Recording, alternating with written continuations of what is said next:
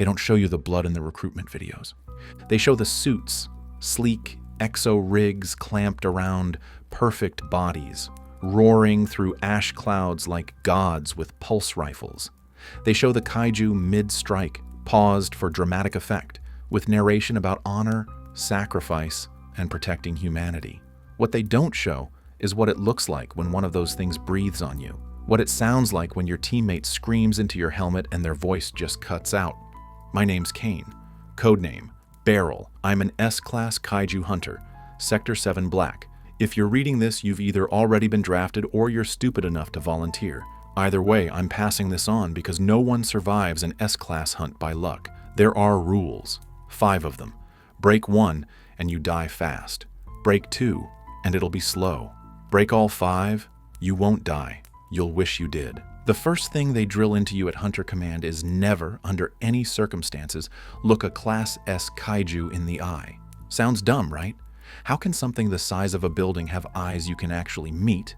Trust me, they can. And if it sees you see it, it will know you. Doesn't matter if you're cloaked, 30 clicks away, or viewing satellite feed through a hardened console in deep orbit. You just became part of its story. We lost Holland on the Minsk run because he forgot that. He was the sniper, cool, level-headed, used to be a vet. He was covering the evac, lining up a shot through the kaiju's right ocular. "Beryl," he said. "It's looking at me." I told him not to shoot. He did anyway. A second later, static. No scream, no gunfire. Just this warped, low-frequency noise, like a cathedral being torn in half underwater. His rig was recovered 12 kilometers away, embedded in the side of a ravine, fused. The exo still sealed, but inside his bones had been turned outward, like they'd remembered they used to be something else. Then there's the rain. It doesn't just dampen the suits. It does something to the air. Makes it thinner, or maybe thicker. Hell if I know. But the old-timers warned us, don't talk in the rain. When we engaged Tavra, the consuming route, it was already spitting. The op was going smooth until Sash, our greenest tech, joked over comms. Imagine if this thing could smell fear. Everything stopped. The kaiju turned like it had heard something it recognized. And Sash, he didn't die. He disappeared, like static, eaten by more static. But his voice kept playing in our helmets, 3 whole days. Imagine, over and over. We buried his exo, but not him. There wasn't enough left to fill a glove.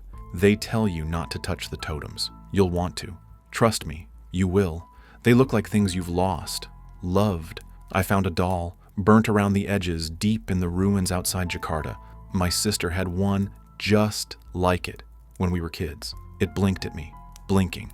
In a war zone. It whispered a song only I could hear, our bedtime song. I dropped it. Then I burned it. Then I puked in my suit.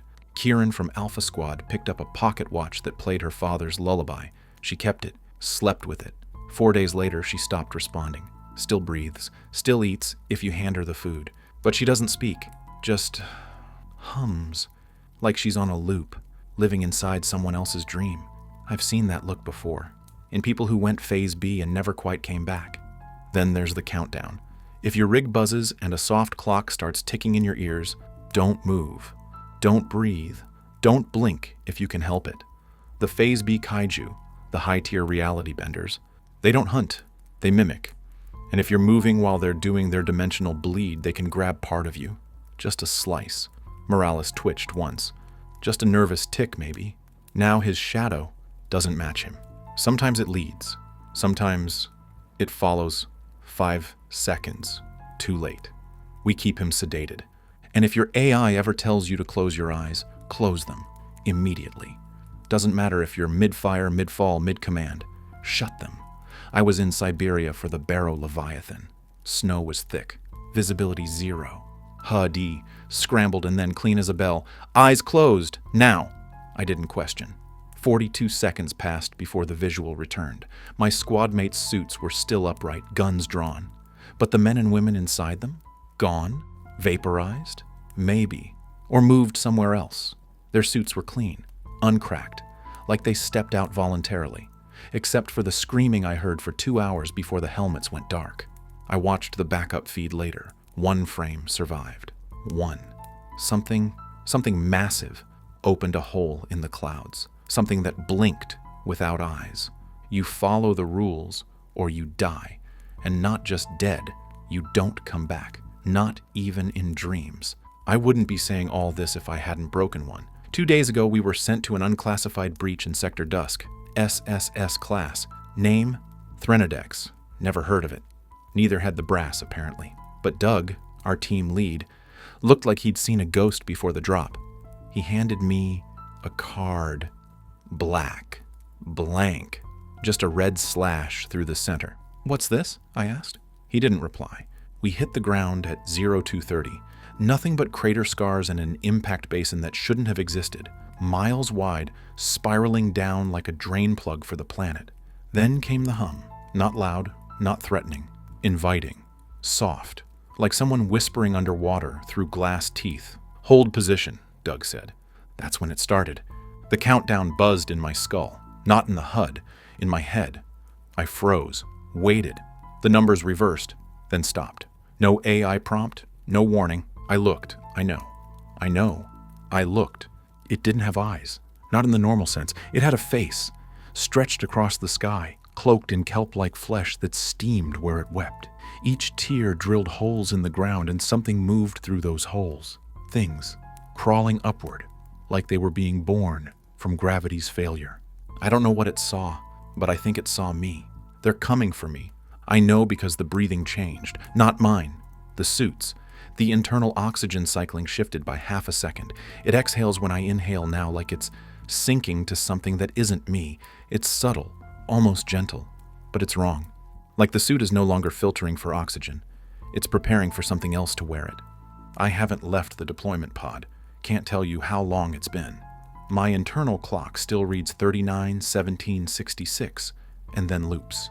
Every time I blink, the lights inside the pod shift, like someone's adjusting the dimmer switch. Sometimes it hums like it's thinking, like it's waiting. There's something outside, pacing, just standing. I can't hear it breathe, but I can feel it through the pod's floor, like the heartbeat of something that doesn't need a heart. It doesn't want in. It wants me to come out, to willingly step into its narrative. Once, I heard footsteps circling. Not boots, bare feet, wet, slow. No splashing, just this soft slap, slap, slap around and around. And then it whispered through the seams of the pod, not in English, not even in sound. It whispered in understanding, like it pressed a thought into my skull and waited to see what grew. Doug's voice came through comms once, garbled, watery. "Kane," he said, "you looked. It saw you look. Now it remembers you." I tried to answer. My mic activated, but I didn't speak. And a few seconds later, I heard my voice answer him back. "Did you think the rules were for them?"